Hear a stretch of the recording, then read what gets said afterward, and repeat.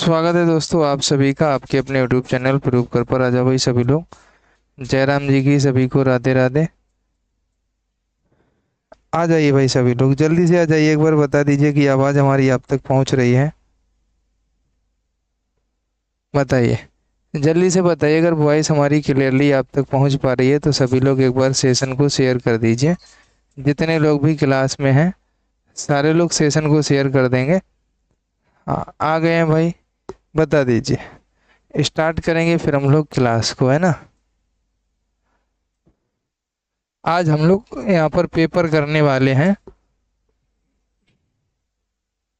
जो बीटीसी का चतुर्थ सेमेस्टर है। पंचम प्रश्न पत्र सामाजिक विज्ञान 2016 का हम लोग पेपर करेंगे यहाँ पर। एक बार इतना क्लियर कर दीजिए कि हमारी आवाज़ आप तक सही से पहुँच पा रही है या फिर नहीं। अगर हमारी आवाज़ आप तक पहुँच रही है तो फिर क्लास को हम लोग स्टार्ट करेंगे, है ना। बता दीजिए सिर्फ एक बार। राधे राधे भाई। स्टार्ट करें। समय का अभाव रहता है तो इसलिए क्लास को अभी से हम लोग स्टार्ट कर लेते हैं, ठीक है। चलो भाई, सबसे पहला प्रश्न आपके सामने सत्यार्थ प्रकाश रचना है। सत्यार्थ प्रकाश जो रचना है ये किसके द्वारा रचित है आपको ये बताना है। जरा बताओ, सभी लोग बताओ। सत्यार्थ प्रकाश रचना किसके द्वारा रचित है, सभी लोग बता दें। स्वामी दयानंद सरस्वती के द्वारा, स्वामी विवेकानंद जी के द्वारा, रामकृष्ण परमहंस जी के द्वारा, या फिर राजा राम मोहन राय के द्वारा। सत्यार्थ प्रकाश, सब कुछ क्लियर है तो सेशन शेयर कर दीजिए। जो सत्यार्थ प्रकाश है ये रचना किसके द्वारा रचित है आपको ये बताना है। बहुत अच्छा सा प्रश्न है और आपको एक दिन 2-3 दिन पहले मंजीत सर के द्वारा पढ़ाया भी ये प्रश्न गया था, वही प्रश्न है। सब कुछ ठीक है भाई सुभी जी। चलिए, तो आंसर क्या रहेगा। स्वामी दयानंद सरस्वती के द्वारा सत्यार्थ प्रकाश रचना जो है ये रचित है। स्वामी दयानंद सरस्वती ने इसको लिखा हुआ है। क्वेश्चन नंबर 2, नाना साहेब दत्तक पुत्र थे, किसके पुत्र थे नाना साहेब दत्तक पुत्र, ये बता दीजिए। अगला प्रश्न संख्या 2 है, नाना साहेब दत्तक पुत्र थे किसके। बाजीराव के थे, रानी लक्ष्मीबाई के थे, या फिर शिवाजी के थे, या फिर तात्या टोपे के थे। तो जो नाना साहेब थे आपसे कह रहा है नाना साहेब किसके दत्तक पुत्र थे ये आप बताएंगे। सारे लोग बताइए। गुड इवनिंग भाई निराली जी, गुड इवनिंग। सभी मित्रों को बहुत बहुत धन्यवाद क्लास में आने के लिए। बताइए आंसर। बाजीराव, बिल्कुल सही आंसर कर रहे हैं जो लोग बाजीराव कर रहे हैं उनका आंसर बिल्कुल सही है। नाना साहेब जो दत्तक पुत्र थे वो बाजीराव के थे, है ना। जो लोग नहीं जानते वो लोग याद रखेंगे किसके थे, बाजीराव के थे। अगले प्रश्न पे चलते हैं हम लोग। प्रश्न है, कुंवर सिंह किस राज्य के जमींदार थे, बताइए। कुंवर सिंह जो थे ये किस राज्य के जमींदार थे। बैरकपुर, बिठूर, अवध के, या फिर जगदीशपुर के। तो कुंवर सिंह किस राज्य के जमींदार थे आपको ये बताना है। बताओ भाई, सही आंसर क्या रहेगा। शुभ संध्या भाई, एक बार सेशन शेयर करिए। अगर ये प्रश्न आ जाता है कि कुंवर सिंह किस राज्य के जमींदार थे तो जगदीशपुर के जमींदार थे। संविधान सभा के स्थायी अध्यक्ष कौन थे आपको ये बताना है। डॉक्टर राजेंद्र प्रसाद थे, डॉक्टर सच्चिदानंद सिन्हा थे, डॉक्टर भीमराव अम्बेडकर थे, इनमें से कोई नहीं। तो संविधान सभा के स्थायी अध्यक्ष कौन थे आपको ये बताना है। सारे लोग बता दीजिए। बताइए भाई, बताइए भाई आंसर क्या रहेगा भाई। डॉक्टर राजेंद्र प्रसाद जी जो थे ये संविधान सभा के स्थायी अध्यक्ष थे। आगे चलते हैं नेक्स्ट प्रश्न पर। अगला प्रश्न क्या है, अगला प्रश्न देखते हैं हम लोग। अगला प्रश्न हमारे सामने दिया गया है, हिंदुस्तान सामाजिक स्वाधीनता संगठन, हिंदुस्तान रिपब्लिकन एसोसिएशन का गठन किया गया, कब किया गया सभी लोग बताइए। मतलब किया गया किसके द्वारा। चंद्रशेखर आजाद द्वारा, राम प्रसाद बिस्मिल द्वारा, भगत सिंह के द्वारा, या राजगुरु के द्वारा। तो हिंदुस्तान सामाजिक स्वाधीनता संगठन, बताइए सारे लोग बताइए अगले प्रश्न का आंसर। हिंदुस्तान सामाजिक स्वाधीनता संगठन, बताइए। तो सही आंसर हाँ बिल्कुल सही है, राम प्रसाद बिस्मिल के द्वारा किया गया। अगला है, बंदी जीवन पुस्तक के लेखक थे। बंदी जीवन पुस्तक के लेखक कौन थे। भगत सिंह थे, चंद्रशेखर आजाद थे, राजगुरु थे, सतीश सचिंद्र नाथ सन्याल थे। बताइए भाई, बंदी जीवन। तो सभी लोग बताएंगे।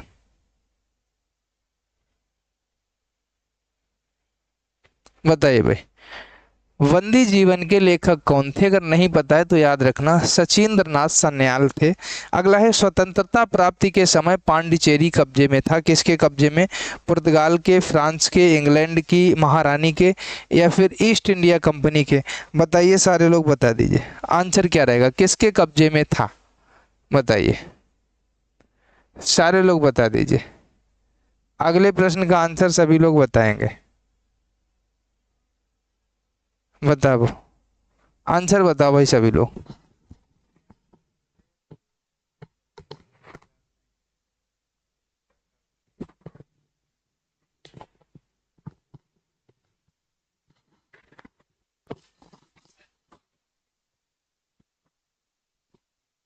बताओ भाई, सब कुछ सही तो है, ये बताइए। आंसर करिए भाई सभी लोग। तो सही आंसर क्या रहेगा? पुर्तगाल आपका आंसर बिल्कुल सही रहेगा। क्या सही रहेगा? पुर्तगाल आपका आंसर बिल्कुल सही रहेगा। अगले प्रश्न पे चलते हैं। नेक्स्ट प्रश्न आपके सामने क्या दिया गया है, सभी लोग देखेंगे। बहुत अच्छा सा प्रश्न होगा, देखिएगा भाई। प्रश्न हमारे सामने दिया गया है, किस राज्य के कुल भौगोलिक क्षेत्र के सबसे कम भाग पर वनों का विस्तार पाया जाता है? आपके सामने प्रश्न दिया गया है, गुजरात, हरियाणा, राजस्थान, बिहार। बताइए, सारे लोग बताइए। भाई कंपटीशन का पेपर नहीं है ये। हाँ, लेकिन इम्पोर्टेंट है, अगर आप पढ़ेंगे तो कोई दिक्कत नहीं होगी आपको, है ना। आंसर क्या हो जाएगा? तो आपसे क्वेश्चन कह रहा है, किस राज्य के कुल भौगोलिक क्षेत्र के सबसे कम भाग पर वनों का विस्तार पाया जाता है? तो आंसर क्या रहेगा? हरियाणा। अगला है, देश के सर्वाधिक क्षेत्रफल पर पाए जाने वाले वन कौन से हैं? आर्द्र मानसूनी, उष्णार्द्र पतझड़, उष्णार्द्र सदाबहार वन, या फिर दलदली वन? बताइए आप लोग, आंसर क्या करेंगे इस प्रश्न का? सारे लोग बता दीजिए अगला क्वेश्चन का आंसर। बताइए,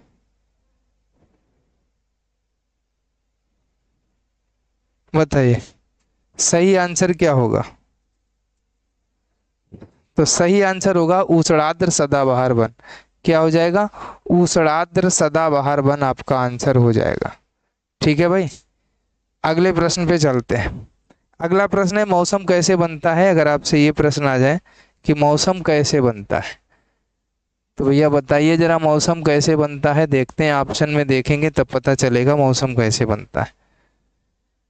पृथ्वी के परिक्रमण के कारण बनता है ना, या फिर पृथ्वी के घूर्णन के कारण बनता है, या उदग्र से 23.5 डिग्री अंश पर धुरी के झुकाव के कारण बनता है, या क्षैतिज से 66.5 डिग्री अंश पर धुरी के झुकाव के कारण बनता है? तो क्वेश्चन है, मौसम कैसे बनता है, आपको ये बताना है। मौसम बनने का आप एक कारण बता दीजिए, जिस वजह से मौसम बनता है, बताइए। कोई बात नहीं है, क्वेश्चन नंबर से कोई दिक्कत नहीं है। क्वेश्चन नंबर अगर ना भी दिखे तब भी कोई दिक्कत नहीं है ना।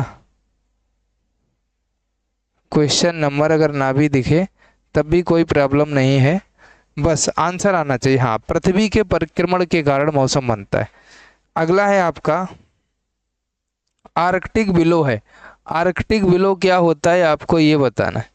जो भी आर्कटिक बिलो होता है आपको ये बताना है।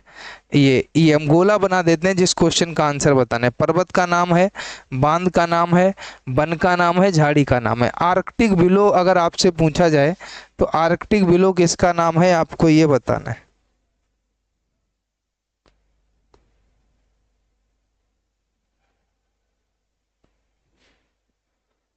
बताइए भाई, तो आंसर क्या रहेगा? आर्कटिक विलो जो है ये झाड़ी का नाम है। किसका नाम है?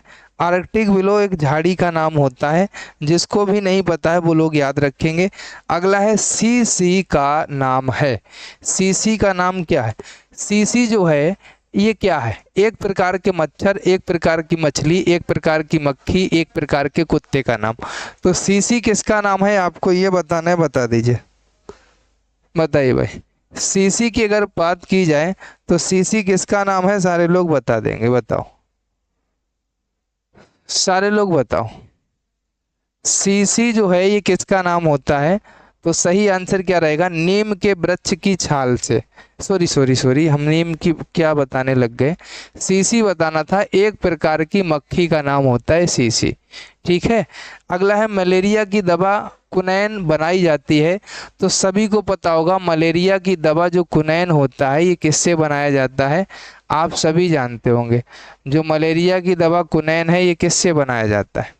हर किसी को पता होगा मलेरिया की दवा जो कुनैन है ये सिनकोना नामक वृक्ष से बनाई जाती है। किससे बनाई जाती है? सिनकोना नामक वृक्ष से बनाई जाती है। नेटवर्क इशू हो रहा है, पता नहीं क्यों यार। सिनकोना नामक वृक्ष के छाल से।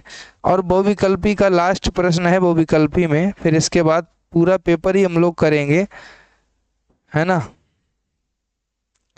अगला प्रश्न क्या है बहुविकल्पी में, देखते हैं। प्रश्न है हमारा, पंचशील सिद्धांत में सबसे महत्वपूर्ण है प्रादेशिक अखंडता, संप्रभुता का पारस्परिक सम्मान, अनाक्रमण, हस्तक्षेप, शांतपूर्ण सह अस्तित्व तथा समानता और पारस्परिक कार्य। बताइए, सारे लोग बता दीजिए। क्वेश्चन जो आपके सामने दिया गया है, पंचशील सिद्धांतों में सबसे महत्वपूर्ण क्या है? अगर आपसे प्रश्न आ जाए,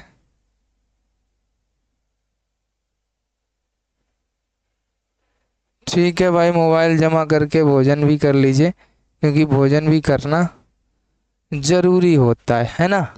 भोजन करना कैसा होता है? जरूरी होता है। तो भोजन तो कर ही लीजिए, ठीक है भाई।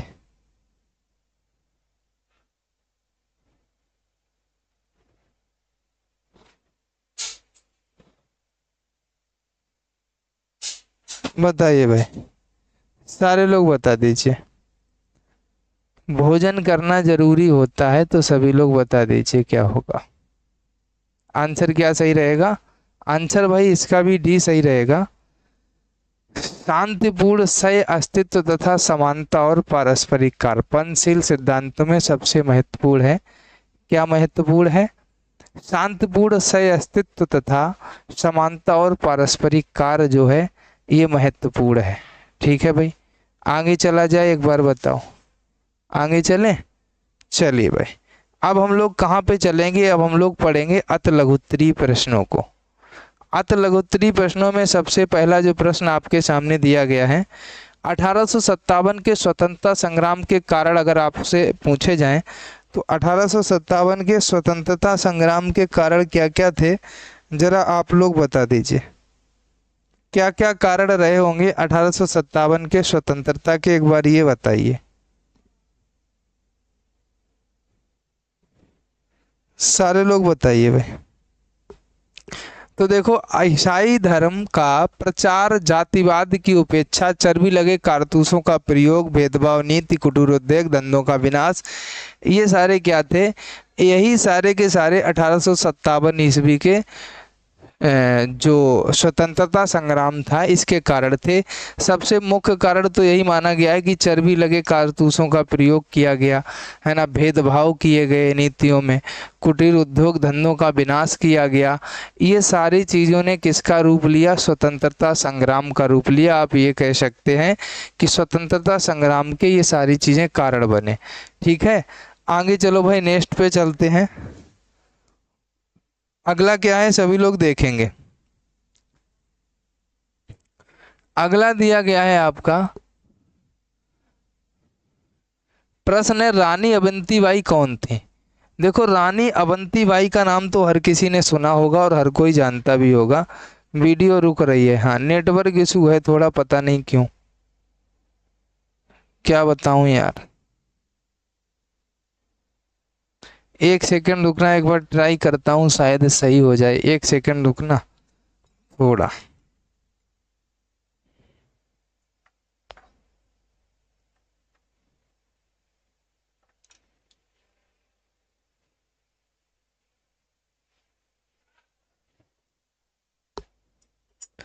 ठीक है भाई, अब हो सकता है देखो भाई सही चले। तो हम लोग कहाँ पे थे? रानी अवंतीबाई कौन थी, अगर इसकी बात कर दी जाए रानी अवंतीबाई कौन थी, तो देखो रानी अवंतीबाई जो थी ये रामगढ़ के शासक विक्रमादित्य की पत्नी थी, जिसकी मृत्यु के पश्चात अंग्रेजों ने उनका कोई उत्तराधिकारी ना होने के कारण उन्हें रामगढ़ से हटा दिया। ठीक है, जो ये रानी अवंतीबाई थी इनका नाम बहुत ही आप लोगों ने सुना होगा, ऐसा नहीं कि नहीं सुना होगा। रानी अवंतीबाई का नाम बहुत फेमस है, हर कोई जानता होगा। ये रामगढ़ के शासक जो थे विक्रमादित्य उनकी पत्नी थी, जिसकी मृत्यु के पश्चात अंग्रेजों ने क्या किया, उनको उनका कोई भी उत्तराधिकारी नहीं था। कोई उत्तराधिकारी ना होने के कारण अंग्रेजों ने क्या किया था, रामगढ़ से रानी अवंतीबाई को हटा दिया था, क्योंकि इनके पति की मृत्यु हो गई। ठीक है, और इनके बच्चे भी नहीं थे, कोई भी ऐसी संतान नहीं थी, कोई ऐसा उत्तराधिकारी भी नहीं था जिसको गद्दी पर बैठाया जाता। तो उसी वजह से रानी अवंतीबाई को भी अंग्रेजों ने रानी अवंतीबाई का भी क्या किया, पत्ता साफ कर दिया। अगला क्या है, ब्रह्म समाज के सिद्धांत क्या थे। अगर ब्रह्म समाज के सिद्धांतों की हम लोग बात करें तो ठीक है, ब्रह्म समाज के अगर सिद्धांत की बात करें तो सबसे पहला सिद्धांत क्या था, ईश्वर एक है। क्या है, ईश्वर कहे हैं, कितने हैं, ईश्वर एक है। उसकी पूजा के लिए मूर्ति पूजा की आवश्यकता नहीं है। ये ब्रह्म समाज ने कहा कि ईश्वर एक है और ईश्वर की पूजा के लिए मूर्ति की आवश्यकता जो है वो नहीं है। ठीक है, इसके बाद में पूजा का अधिकार सभी को है, आत्मा अजर अमर है, ईश्वर कर्मानुसार फल देता है, ब्रह्म समाज प्रेम और सत्य में विश्वास रखता है, जातिवाद और छुआछूत का विरोधी है। जो ब्रह्म समाज है ये जातिवाद जो लोग मनाते हैं, जो लोग जाति पात करते हैं तो उनका भी ये विरोध करता है, छुआछूत करते हैं उनका भी ये विरोध करता है ना। तो आप सभी लोग इस चीज़ को याद रखिएगा। अगर आपसे पूछा जाए, ये ब्रह्म समाज हमारा ये कहता है, ब्रह्म समाज के अगर संस्थापक की बात करें तो राजा राम मोहन राय जी हैं, आप सभी लोग जानते हैं कौन है, राजा राम मोहन राय जी हैं ब्रह्म समाज के संस्थापक। अगर आपसे पूछ लिए जाए तो आप आंसर क्या करेंगे, राजा राम मोहन राय। अगला है श्रीमती एनी बेसेंट मूलतः कहाँ की निवासी थी, तो आपको बता दें ये आयरिश की निवासी थी। जो एनी बेसेंट थी कहाँ की निवासी थी, आयरिश की, याद रखना। नेक्स्ट है अखिल भारतीय कांग्रेस की स्थापना कब हुई, इसकी स्थापना का श्रेय किसको दिया जाता है। अगर आपसे ये पूछा जाए तो आप लोग आंसर क्या करेंगे, अखिल भारतीय कांग्रेस की स्थापना 1885 को हुई। राष्ट्रीय उदारवादी प्रमुख नेताओं की जब हम बात करते हैं तो कौन कौन आता है, इस चीज़ को हम लोग जानने की कोशिश करेंगे। राष्ट्रीय उदारवादी आंदोलन के प्रमुख नेता जो थे, जिसमें सुरेंद्र नाथ बनर्जी थे, के मिश्रा थे और पृथ्वीचंद्र राय थे। कौन कौन थे, अगर आपसे बात कर दी जाती है राष्ट्रीय उदारवादी आंदोलन के प्रमुख नेताओं की तो सुरेंद्र नाथ बनर्जी, के मिश्रा और पृथ्वीचंद्र राय थे। ठीक है, अगला है सविनय अवज्ञा आंदोलन के प्रमुख कार्यक्रम बताइए। कौन बताना है, सविनय अवज्ञा आंदोलन के प्रमुख कार्यक्रम बताने हैं।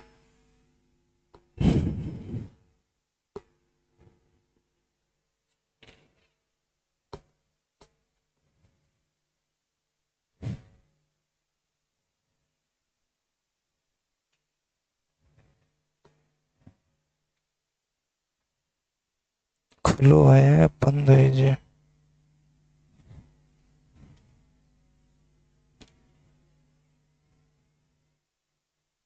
बताओ भाई, सब कुछ सही है यार। आज का दिन ही खराब है, हमें ये लगता है आज का दिन ही खराब है।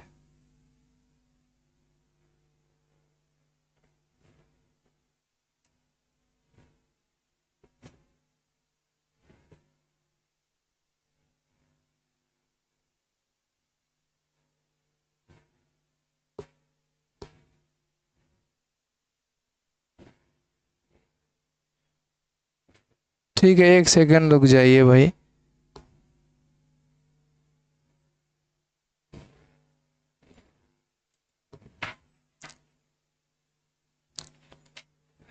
चलो भाई, एक सेकंड रुक जाइएगा, स्टार्ट करते हैं। दोबारा से लगाना पड़ेगा पीडीएफ।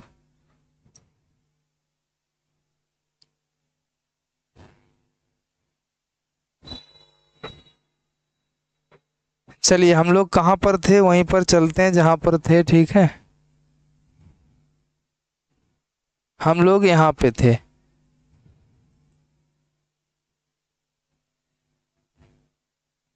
हम लोग यहाँ पे थे राष्ट्रीय उदारवादी आंदोलन के प्रमुख नेताओं पर, ठीक है।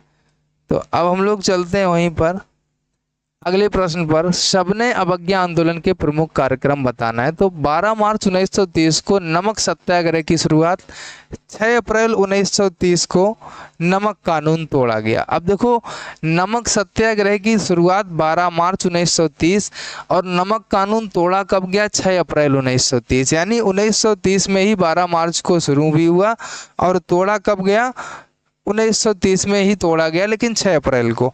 अगला है मानसून जलवायु की सबसे बड़ी विशेषता क्या है। तो इसमें ऋतुओं में परिवर्तन के अनुसार जलवायु दशाओं, तापमान, वायुदाब, हवाओं की दिशा, वर्षा आदि में परिवर्तन होता है, ठीक है। अगला है जेट वायु धारा किसे कहते हैं। अगर जेट वायु धारा की बात की जाए तो वायुमंडल में बहने वाली तेज हवा जो पश्चिम से पूर्व की तरफ बहती है उसको क्या कहा जाता है, जेट वायु धारा कहते हैं। अगला क्या है, प्राकृतिक संसाधन किसे कहते हैं। अगर प्राकृतिक संसाधन की बात आ जाए तो देखो, वे संसाधन जो प्रकृति में मुक्त रूप से पाए जाते हैं जैसे कोयला, पेट्रोल आदि, इनको क्या कहा जाता है, प्राकृतिक संसाधन कहा जाता है, ठीक है। अगले प्रश्न पे हम लोग चलते हैं। बहुत इंपॉर्टेंट प्रश्न है आपका अगला भी पेपर की दृष्टि से, और पेपर में पूछा तो वैसे भी जा चुका है। चिपको आंदोलन का किस क्षेत्र में महत्वपूर्ण योगदान रहा है। अगर बात हो जाए कि चिपको आंदोलन का किस क्षेत्र में महत्वपूर्ण योगदान रहा है, तो सभी को पता है वन बचाओ अभियान में महत्वपूर्ण योगदान रहा है चिपको आंदोलन का। किसमें, वन बचाओ अभियान में महत्वपूर्ण योगदान रहा है चिपको आंदोलन का, ठीक है भाई। आगे चलें। अगला है जैव विविधता किसे कहते हैं। तो देखो, किसी स्थान विशेष पर पाए जाने वाली विभिन्न जंतुओं और उनकी प्रजातियों को क्या कहा जाता है, जैव विविधता। अब एक चीज आपसे और पूछी जाती है कि चिपको आंदोलन के प्रणेता कौन है। तो सुंदरलाल बोगड़ा जोशी, जिनकी अभी हाल फिलहाल में इनकी तो पहले ही मृत्यु हो चुकी थी, लेकिन अभी हाल फिलहाल में हरित क्रांति के जनक कहे जाते हैं MS स्वामीनाथन, उनकी भी मृत्यु हो चुकी है ना। आगे चलो भाई नेक्स्ट प्रश्न पर। मालस्त का जनसंख्या सिद्धांत बताना है। तो देखो, जनाधिक्य से आशय देश में उपलब्ध खाद्य सामग्री की तुलना में जनसंख्या के अधिक होने से है। कैसे है, जनाधिक्य से आशय देश में उपलब्ध जो खाद्य सामग्री की तुलना में जनसंख्या के कैसे है, अधिक होने से है। अगला क्या है, समांतर माध्य ज्ञात करने का सूत्र। देखो, ये आपसे सामाजिक विज्ञान में भी पूछा जा सकता है। जो समांतर माध्य ज्ञात करने का सूत्र होता है, ये आपसे सामाजिक विज्ञान में भी पूछा जा सकता है। तो देखो, वैसे तो आपने पढ़ा ही होगा सिग्मा FX अपान सिग्मा F। आप ये फार्मूला लगाते हैं ना। तो या तो आप सिग्मा FX अपान N फार्मूला भी लगा सकते हैं, A = आप कुछ भी लिख सकते हैं। चाहे तो इतना फार्मूला लिख दें, चाहे तो इतना फार्मूला। आप इन दोनों में से कुछ भी लिख सकते हैं, कोई भी दिक्कत नहीं होगी। आप ऐसे समझ लो, है ना, कुछ भी लिख सकते हैं। आगे चलो भाई, अब नेक्स्ट प्रश्न पे चलते हैं। अगला प्रश्न क्या होगा सभी लोग देखेंगे। अगला प्रश्न आपका आता है बहुविकल्प, उसमें क्या नाम, लघु उत्तरी में, है ना। इसको जानते हैं, बहुत इंपॉर्टेंट प्रश्न है आपका, सभी लोग देखेंगे। प्रश्न आपका क्या है देखिएगा।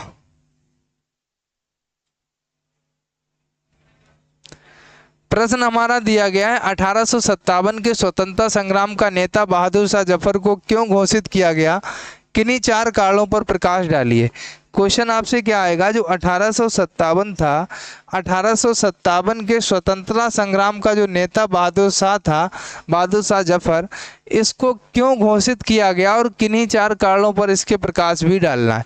तो सबसे पहले हम लोग जानेंगे, देखो, भारत का अंतिम मुगल सम्राट बहादुर शाह द्वितीय था, या बहादुर शाह जफर का दरबार 1857 की स्वतंत्रता संग्राम की गतिविधियों का मुख्य केंद्र बन गया था, ठीक है।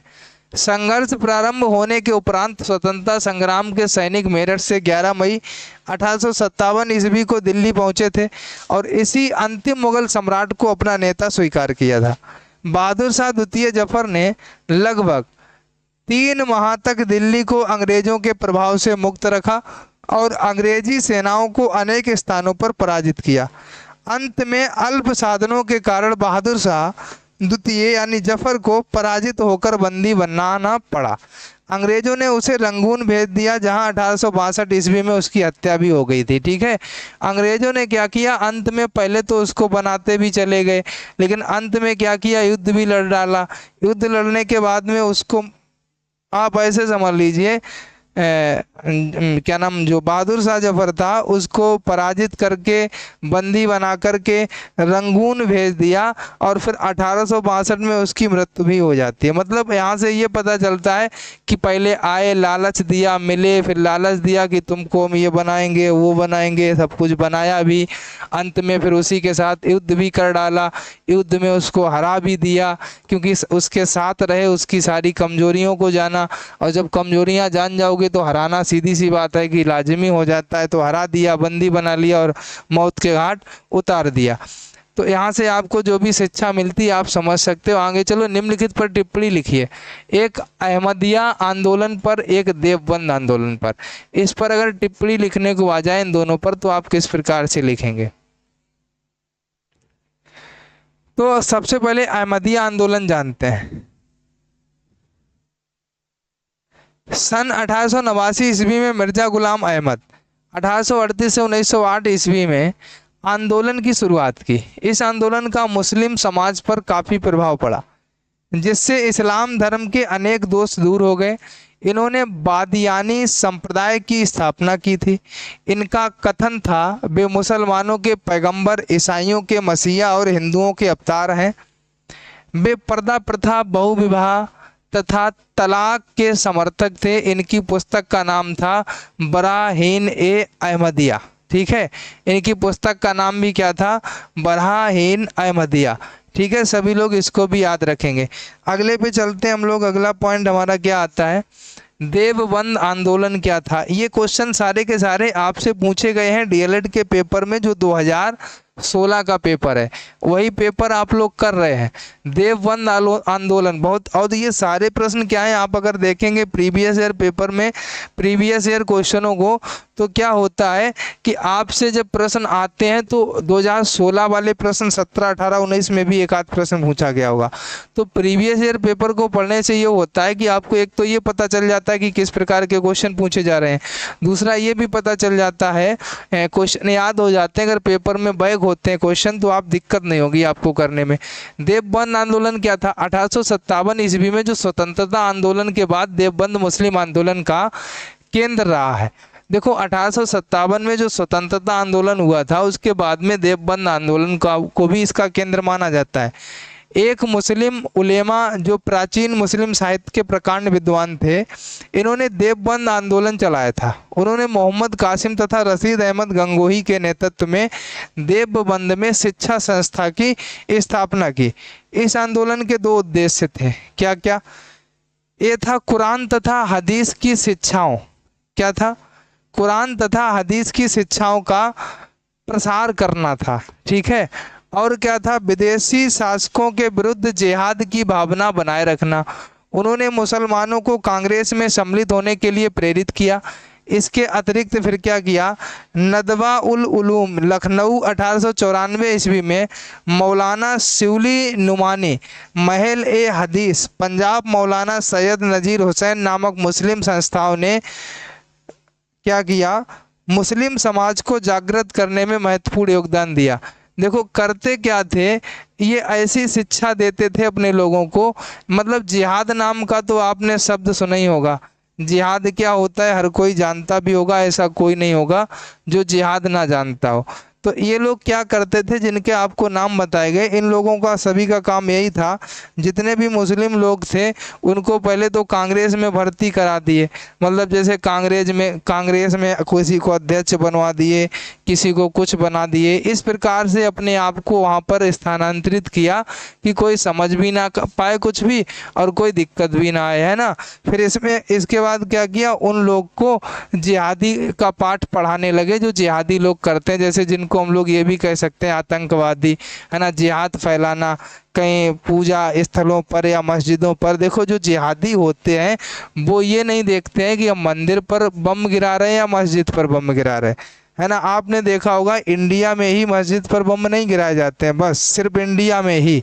बाद बाकी आप किसी देश में चले जाओ, चाहे पाकिस्तान चले जाओ, चाहे ईरान चले जाओ, तेहरान चले जाओ, कहीं भी चले जाओ, बम गिरते हैं, ठीक है।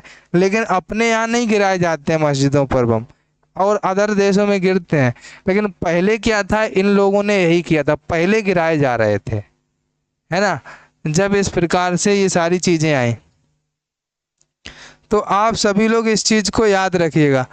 चलिए भाई आगे चलते हैं, नेक्स्ट क्वेश्चन को हम लोग पढ़ते हैं।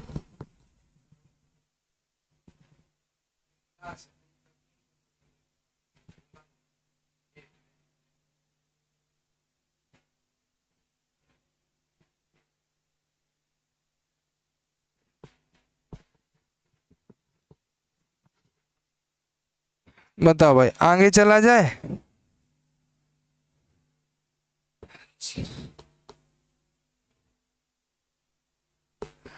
चलिए भाई अब हम लोग चलते हैं आगे। नेक्स्ट प्रश्न हमारा क्या है, भारतीय पुनर्जागरण अथवा नव जागरण का क्या तात्पर्य है। भारत में नव जागरण या पुनर्जागरण, इसकी अगर हम लोग बात करेंगे तो देखो, अंग्रेजी राज के अंतर्गत भारत को एक गतिहीन, निष्प्राण, गरीब तथा गिरते हुए समाज के रूप में देखा जा रहा था, ठीक है। ऐसे में राजा राम मोहन राय एवं सर सैयद अहमद खान ने धर्म एवं समाज सुधार हेतु क्या किया, कदम बढ़ाया।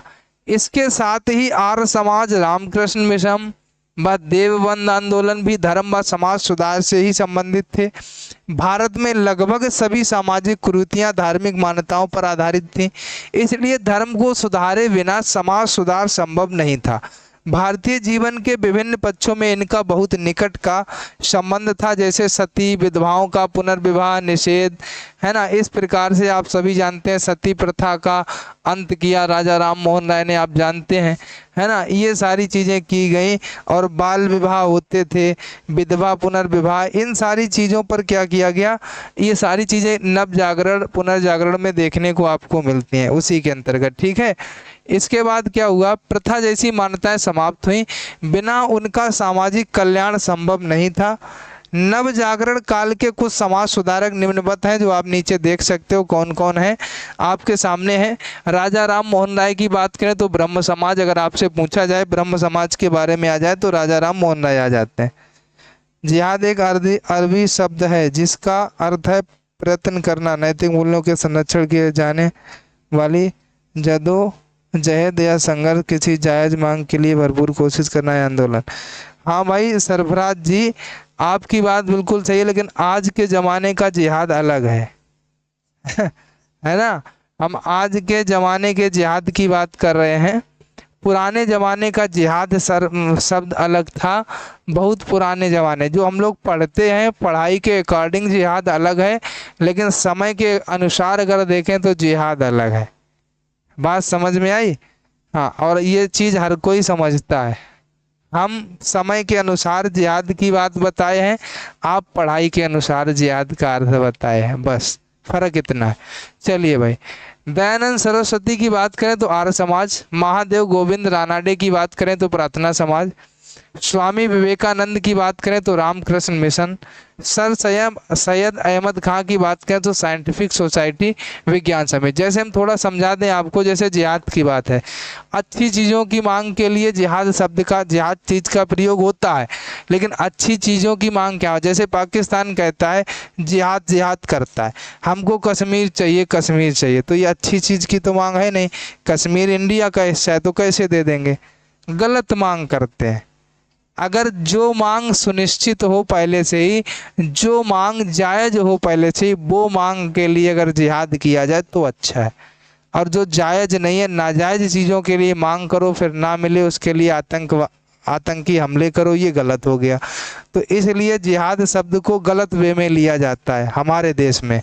अदर देश में अच्छे शब्दों में लिया जाता होगा, लेकिन हमारे देश में जिहाद शब्द गलत चीज़ में लिया जाता है ना, गलत करार दिया जाता है इसको। दादा भाई नौरोजी, पारसी सुधार आंदोलन, ज्योतिबा फूले की बात करें सत्य शोधक समाज, एनी बेसेंट की बात करें थियोसोफिकल सोसाइटी, पंडिता रमाबाई सरस्वती की बात करें तो शारदा समान। ठीक है।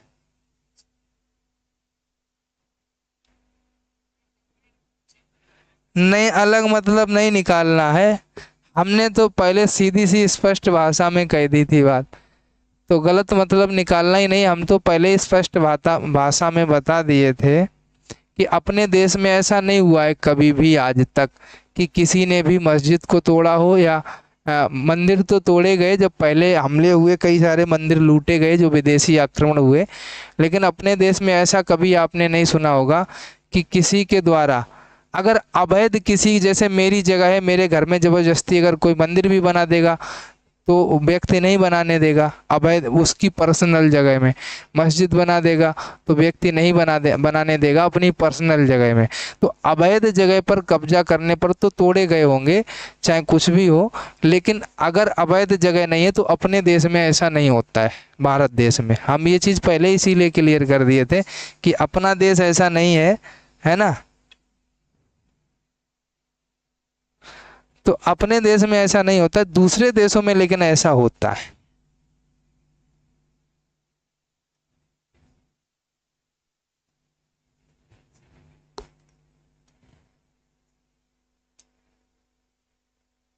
चलो भाई, चलते हैं नेक्स्ट प्रश्न पर।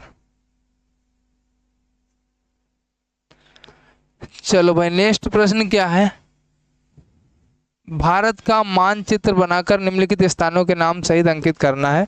तो भैया भारत का मानचित्र बनाना, फिर जलवायु और मौसम में अंतर स्पष्ट करने की बात आ जाए तो देखेंगे वेदर और क्लाइमेट में अंतर क्या होता है, इस चीज को भी हम लोग जानने की कोशिश करेंगे। ठीक है भाई।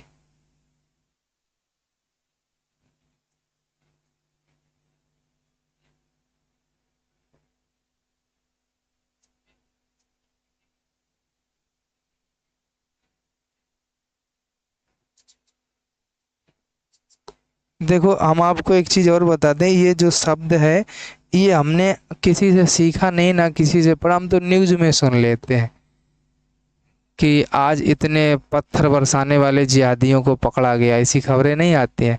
आज इतने जिहादी भारत में घुस आए और उन्होंने यहाँ पर हमला कर दिया, ऐसे सुनते हैं। तो यहाँ से हम समझ लेते हैं कि हाँ, किन के बारे में बात हो रही है, कौन से जिहादियों की बात हो रही, तो हम उस चीज़ को जानते हैं। और वैसे स्पेशल में क्या होना चाहिए इसको तो हमने कभी नहीं पढ़ा है, ना हम लोग को कभी कहीं कॉलेज में जिहाद नाम की बात या जिहाद नाम का शब्द जैसे जिन कॉलेजों में हम लोग पढ़े हैं कभी जिक्र तक नहीं किया गया इसका। ये चीज़ हम लोग भी जानते हैं ना। अगर कभी जिक्र हुआ हो तो आप लोग बताएं, नहीं हुआ होगा, कभी भी जिक्र ही नहीं हुआ होगा इस शब्द का, तो इसलिए नहीं पता है। लेकिन न्यूज़ वगैरह में सुना है, तो इसलिए इतना जानते हैं कि न्यूज़ वगैरह में जब इस शब्द का उपयोग होता है तो किस वजह से किया जाता है, और आप लोगों ने भी सुना होगा। मौसम की बात करें तो किसी निश्चित स्थान पर दिए हुए समय की वायुमंडलीय दशा को क्या कहते हैं? मौसम कहते हैं, सभी जानते हैं। जलवायु क्या होता है? किसी स्थान पर की जलवायु को उस स्थान के लंबे समय के मौसम की दशाओं की औसत अवस्था जो होती है वो क्या कहलाती है? जलवायु कहलाती है। ठीक है भाई। अगर दूसरे पॉइंट की बात करें तो मौसम समय समय पर स्थान स्थान पर बदलता भी रहता है, आप जानते होंगे। जैसे हमारे यहाँ मौसम अलग है, उत्तर प्रदेश में मौसम अलग चल रहा है, उत्तराखंड में अलग चल रहा होगा, जम्मू कश्मीर में अलग चल रहा होगा। तो मौसम क्या होता है? बदलता रहता है। लेकिन जलवायु जो होती है ये स्थायी होती है, जलवायु नहीं बदलती है, सीधी सी बात है। अगर मौसम बदलता है तो आप याद रखना जलवायु नहीं बदलेगी। एक ही स्थान पर प्रातः का मौसम का कुछ हो सकता है तो दोपहर व शाम का मौसम कुछ हो सकता है, सभी को पता है। लेकिन जलवायु एक स्थान पर एक ही प्रकार की होती है। ठीक है, जलवायु कैसी होती है? एक ही प्रकार की।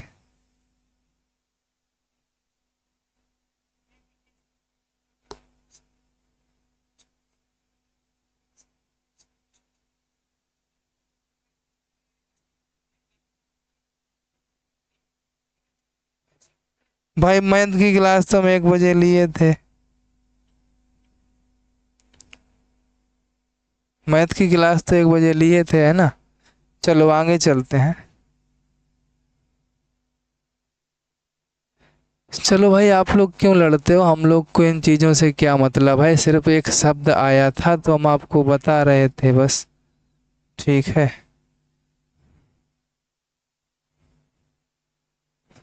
आप लोग क्यों लड़ने लगते हो?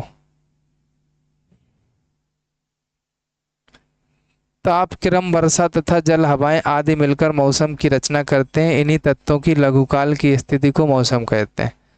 अगला क्या है? जलवायु तापमान एवं वर्षा आदि कारकों पर निर्भर करती है और उन तत्वों का वर्ष भर अध्ययन करके सामान्य दशा को निकाल लिया जाता है। जलवायु और मौसम के तत्व कैसे होते हैं? समान होते हैं। ठीक है।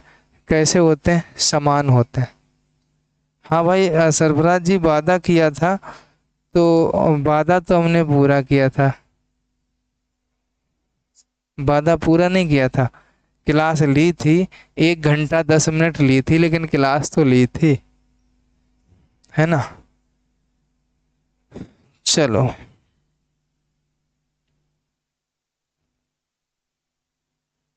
भले 2 घंटे की नहीं ली थी, लेकिन 1 घंटे 10 मिनट की तो ली थी भाई। अब आप लोग नहीं आए तो हम क्या कर सकता हूँ। अगला है, उत्तर प्रदेश में पाई जाने वाली खनिज संपदाएं कौन कौन सी हैं? किन्हीं दो खनिज संपदाओं का वर्णन करना है। देखो भाई, उत्तर प्रदेश में जो खनिज संपदाएं हैं, चूना पत्थर हो गया, डोलोमाइट हो गया, राक फास्फेट, सोना, कोयला, डायमंड हो गया, कांच बालू, बॉक्साइट, तांबा कंकड़, पायरोफिलाइट, संगमरमर, इंडालसाइट, पोटाश, लवण, एस्बेस्टस, पाइराइट, सेलखड़ी, इमारती पत्थर, ये सारे पाए जाते हैं। तो आप लोग इसको भाई याद रखेंगे, है ना? अभी थोड़ा प्रॉब्लम है भाई हमें, नहीं तो कोई दिक्कत नहीं है। उतने टाइम तो हम पढ़ा ही देते हैं। एक तो पता नहीं आज यार हमारे लैपटॉप में क्या हुआ, हमारे तो यही समझ नहीं आता है। ऐसी कोई क्लास नहीं हुई होगी, नेट इशू नहीं होता है। वो सर लोग पढ़ा रहे थे तो उनको ये लगा कि नेट इशू होता है। नेट इशू नहीं होता है, पता नहीं क्या। और थोड़ा दिमाग भी नहीं काम करता। मंजीत सर क्लास लिए थे, उनको हमने बोला था होता क्या है कि इतने टाइम लाइट का ट्रिप होता है, इन्वर्टर तो भरा ही हुआ है। तो हमने उनको बोला था जब क्लास चला करे तो इन्वर्टर की बटन ऑलरेडी पहले से ही बंद रखा करो, तो लाइट आएगी जाएगी कोई फर्क नहीं पड़ेगा, ये ट्रिप नहीं मारेगा। लेकिन उनको याद नहीं रहा, उन्होंने खोल दी होगी। हम थोड़ा बाहर बैठे थे, उनकी क्लास हो रही थी 8 बजे वाली, तो उन्होंने अपना पढ़ा रहे होंगे, पढ़ाने के बाद में उन्होंने खोल दिया होगा, है ना? तो इसलिए तो आज दिमाग का दही होता रहा हर क्लास में। चलो भाई, अब हम लोग दो के बारे में कहा गया था, जान लेते हैं। सोना प्रदेश में है, शारदा और रामगंगा नदियों के रेत में मिलता है। यह एक बहुमूल्य धातु है जिसका उपयोग औषधियाँ बनाने, इलेक्ट्रोप्लेटिंग, फोटोग्राफी, कांच की चूड़ी को चमकीला व आभूषण बनाने में किया जाता है। ये तो सभी लोग जानते ही हैं। कोयला की बात करें तो इसकी खुदाई सोनभद्र में निचले गोंडवाना पत्थरों के बराबर स्तर में होती है ना? जो कोयला होता है। और जो मिर्ज़ापुर ज़िले है, इसमें सिंगरौली क्षेत्र में कोल इंडिया लिमिटेड द्वारा खुदाई का काम हो रहा है कोयला का। ठीक है। कहाँ पे? मिर्ज़ापुर ज़िले में कोल इंडिया लिमिटेड के द्वारा। ठीक है। देखते हैं यहाँ पे, इसका उपयोग ओबरा के ताप विद्युत गृह द्वारा हो रहा है और सिंगरौली संयंत्र भी करेगा। यह पता चला है कि सिंगरौली में कोयले के भंडार का क्षेत्र 2200 वर्ग किलोमीटर की 2 पट्टियां हैं, जिनकी तय की मोटाई 10 से 22 मीटर पाई गई है। जियोलॉजिकल सर्वे ऑफ इंडिया के अनुसार उत्तर प्रदेश कोयले के भंडार की दृष्टि से देश का 8वां राज्य है। यहाँ कोयले का भंडार 1.0 बिलियन टन है, जो कुल भंडार का लगभग 0.44% है। अब देखो, दो परतें पाई गई। अब कोयला क्या किया जाता है? ठीक है। बड़े सर, आप प्रणाम भी नहीं लिए हमारा। भाई प्रणाम तो कर लिया, अब देख ही नहीं पाया हमने आपको, है ना? देख नहीं पाया था हमने आपको। चलो, आयात निर्यात से आप क्या समझते हैं? अगर हम आयात निर्यात की बात करेंगे तो आयात निर्यात को हम लोग क्या समझते हैं भैया मेरे? देखते हैं बिटुआ, आयात निर्यात क्या होता है। प्रदेश के प्रमुख आयात निर्यात, ये सारे प्रश्न पेपर में आए हुए प्रश्न हैं, वही पढ़ रहे हैं। उत्तर प्रदेश में प्रमुख आयातित वस्तुएं जो हैं वो उत्तर प्रदेश से मुख्य तौर से कोयले का आयात किया जाता है। साथ ही खाद्य में प्याज, दलहन तथा तिलहन का भी आयात किया जाता है। उत्तर प्रदेश की जो निर्यातित वस्तुएं होती हैं वो उत्तर प्रदेश में मुख्य रूप से जैसे चावल हो गया, उत्तर प्रदेश में ही चीनी, कांच का सामान, चूड़ियाँ, कृत्रिम चमड़े से निर्मित वस्तुएं, मुख्यतः जूते, चप्पल आदि वस्तुएं निर्मित की जाती हैं। जैसे कानपुर में जूते बनाए जाते हैं, फिरोजाबाद में चूड़ियाँ बनाई जाती हैं, अलीगढ़ में ताले बनाए जाते हैं, है ना। और लखीमपुर खीरी में, उत्तर प्रदेश के लखीमपुर खीरी ज़िले में चीनी का जो है मिलें लगी हुई हैं। इस प्रकार से सारी वस्तुओं की बात हो रही है आयात निर्यात की, यहाँ से इन सारी चीज़ों का आयात निर्यात होता है। अगला क्या है, सांस्कृतिक विरासत से आपका क्या आस है। इसके संरक्षण में आपने अपने सुझाव बिंदुवार देना है। आपको किसके लिए बिंदुवार देना है इसको भी जान लेते हैं, संस्कृति विरासत को लेकर के। ठीक है, चलो भाई, सांस्कृतिक विरासत की अगर हम लोग बात करेंगे तो किसी भी राष्ट्र या प्रदेश की कला, संस्कृति, पुरातत्व, विज्ञान, इतिहास, औषधि, वस्त्र, वाद्य यंत्र, शिक्षा तथा अन्य विशिष्ट साहित्यिक विषयों से संबंधित सामग्री ही सांस्कृतिक विरासत कहलाती है। जैसा कि आप बात कर रहे हैं कि आप किसी भी राष्ट्र की, प्रदेश की कला, संस्कृति, पुरातत्व, विज्ञान हो गया, इतिहास, औषधि, वस्त्र, वाद्य यंत्र, शिक्षा, जो भी साहित्यिक विषय हैं से संबंधित जो सांस्कृतिक विरासत है वो यही सांस्कृतिक विरासत यही कहलाती है। जैसा कि भाई कुछ भी चीज़ हो, चाहे कोई पुरातत्व स्थल हो, चाहे कोई ऐतिहासिक औषधि हो, चाहे कोई वस्त्र हो, चाहे वाद्य यंत्र की बात हो, है ना, कोई भी कला संस्कृति की बात हो, ये सारी की सारी क्या होती है, सांस्कृतिक विरासत होती है। मतलब अगर हमारे उत्तर प्रदेश में जैसे कथक नृत्य चलता है तो ये एक तरीके से हमारी सांस्कृतिक विरासत हो गई। हमारी संस्कृति में इसको हमारे उत्तर प्रदेश में चला जाता है। कोई वाद्य यंत्र जो है हमारी संस्कृति में आता है, ये सारी चीज़ें, कोई औषधि आती है, कोई वस्त्र आते हैं, है ना, ये सारी चीज़ें सांस्कृतिक विरासत के रूप में ही जानी जाती हैं। आगे चलो भाई, राज्य की पुरातत्व सामग्री और स्थलों, स्मारकों के संरक्षण यथावश्यक पुरास्थलों के उत्खनन, पुरातत्व विषयक, आहा बड़ा अच्छा लगा था नीचे लचने में, उत्खनन, पुरातत्व विषयक प्रकाशन तथा पुरातत्व एवं पुरास्थलों में लोक रुचि जगाने के उद्देश्य से 1951 ईस्वी में लखनऊ में पुरातत्व विभाग की स्थापना की गई। कहाँ पे स्थापना की गई पुरातत्व विभाग की, तो लखनऊ में पुरातत्व विभाग की स्थापना की गई थी। ठीक है, लखनऊ से बाहर राज्य के इन जनपदों में भी पुरातत्व विभाग की क्षेत्रीय पुरातत्व इकाइयां स्थापित की गई। लखनऊ के बाहर भी कई जगहों पर जो क्षेत्रीय, जैसे होता क्या है, मतलब एक जैसे क्षेत्रीय कार्यालय बनाए जाते हैं, आजकल नेता नगरी चल रही है, जिला स्तर पर कार्यालय होते हैं, राज्य स्तर पर कार्यालय, मंडल स्तर पर कार्यालय, है ना, ऐसे होते हैं। ऐसे ही जिले के बावजूद भी जो क्षेत्रीय स्तर पर थी उसको उस क्षेत्रीय स्तर पर भी इसकी स्थापना कर दी गई, जिनमें झांसी, आगरा, गोरखपुर, वाराणसी और इलाहाबाद है। 27 अगस्त 1996 को सरकार द्वारा एक अधिसूचना जारी कर राज्य पुरातत्व विभाग को स्वतंत्र घोषित करते हुए सचिव संस्कृति विभाग उत्तर प्रदेश शासन के अधीन रखा गया। अब देखो 27 अगस्त 1996 को ये घोषणा कर दी गई कि भैया जो सरकार द्वारा एक अधिसूचना जारी की गई उसमें ये कहा गया जो भी राज्य पुरातत्व विभाग हैं इनको स्वतंत्र घोषित कर दिया गया, है ना, सचिव सांस्कृतिक विभाग एवं उत्तर प्रदेश शासन के अधीन इन सारी चीजों को रखा गया, है ना। चलो भाई आगे चलें, रामपुर में भी है गुरुजी। चलो भाई आगे चलते हैं, आगे इसमें क्या दिया गया है उसको भी हम लोग जानते हैं। ठीक है भाई, आगे इसमें क्या है दोस्त इसको भी जानते हैं। आगे है भाई, घोषित करने के बाद में फिर क्या होता है, संगठन द्वारा अपने उद्देश्यों की पूर्ति हेतु प्रदेश के मिर्जापुर, ललितपुर, महोबा, देवरिया जिलों में व्यापक सर्वेक्षण कराए जा रहे हैं। इन जगहों पर इसका सर्वेक्षण भी होने लगा।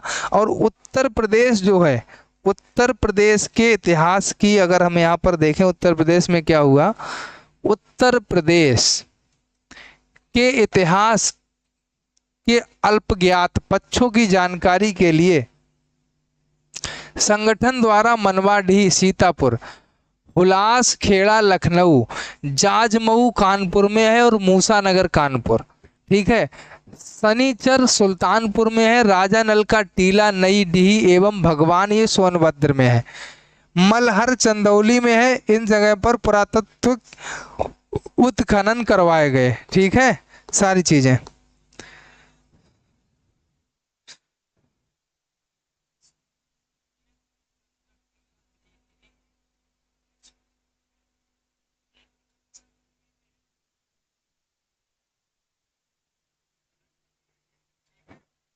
चलो भाई, आगे क्या है देखो। क्वेश्चन है, गैर सरकारी संगठन से आपका क्या आशय है, समाज के विकास में इसका क्या योगदान है। तो देखो, अगर गैर संगठन की बात करें, आपने देखा होगा गैर सरकारी संगठन क्या है। काफ़ी सारे आज हमारे देश में एनजीओ चल रहे हैं, एनजीओ काफ़ी सारे काम कर रहे हैं, और आप सभी लोग इस चीज़ को जानते भी होंगे, है ना।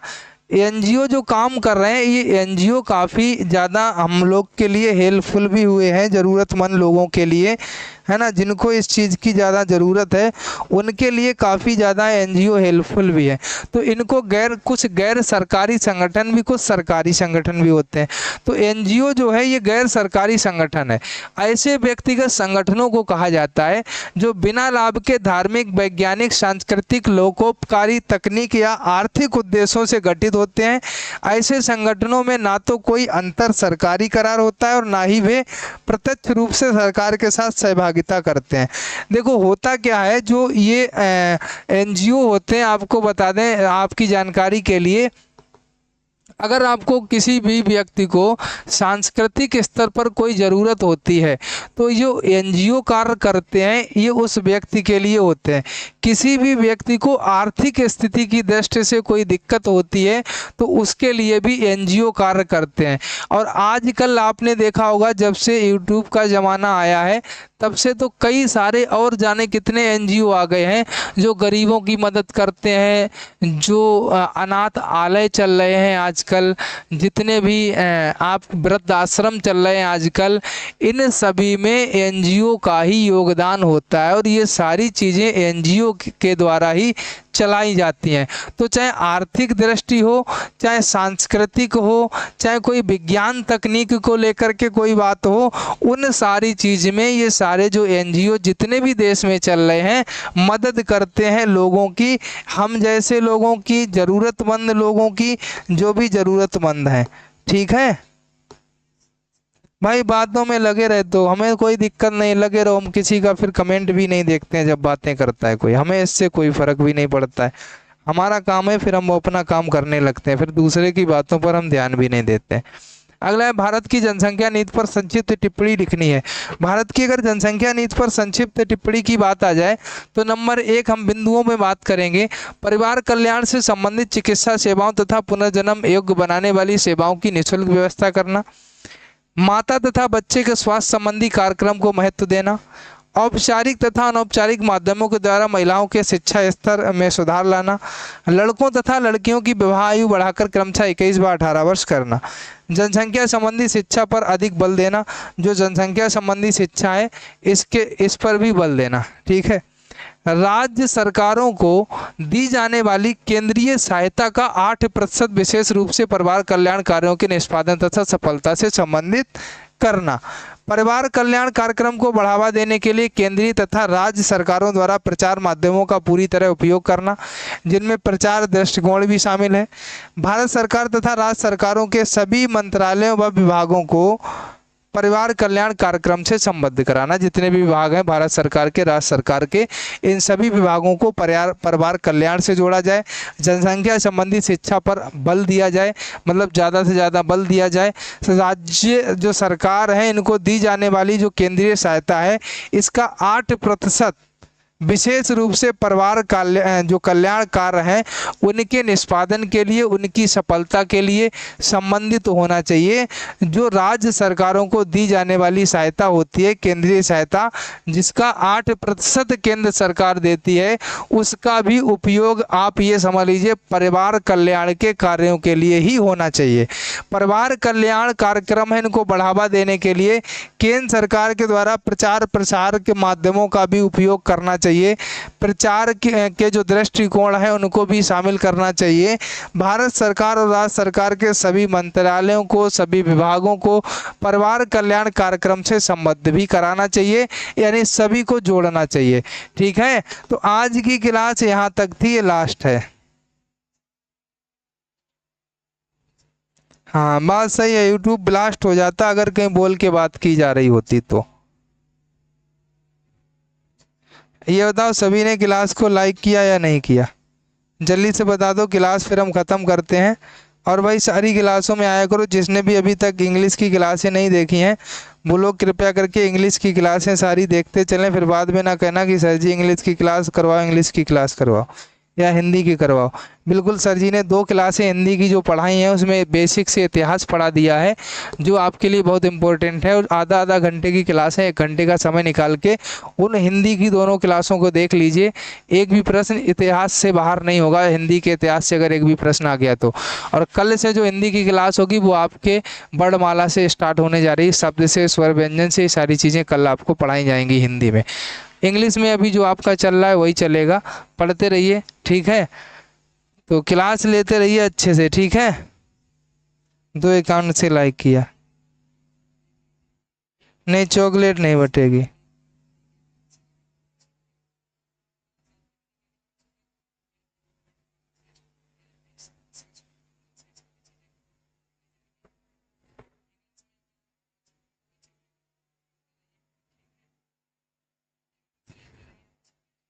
ठीक है, अब हम चलते हैं। जिसने भी लाइक ना किया हो लाइक कर देना। Bye bye, take care, good night, जय हिंद।